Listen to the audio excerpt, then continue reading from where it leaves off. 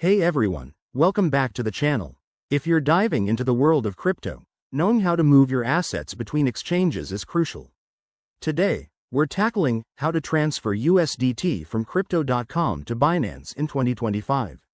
This process is straightforward, but always double-check details to avoid any mishaps. Whether you're trading, staking, or just reorganizing your portfolio, this guide will get you sorted quickly. Let's jump right in. First things first, make sure you have accounts on both Crypto.com and Binance and that your USDT is ready to move. Start by logging into your Crypto.com app or website. Head over to your wallet section and select USDT from your list of assets. Once you're there, look for the Withdraw or Send option. It's usually prominent and easy to find. Next, you'll need to choose the right network for your transfer. USDT can be on networks like Tron, ERC20, or BEP20, so match it with what Binance supports to prevent any issues.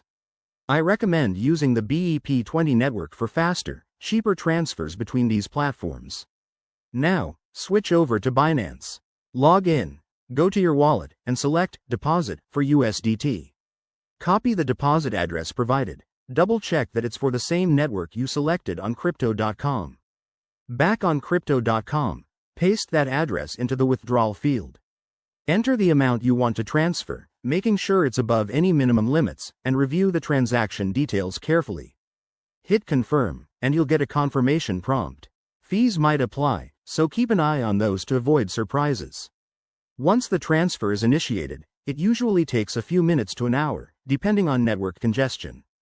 Keep an eye on your transaction status using a blockchain explorer.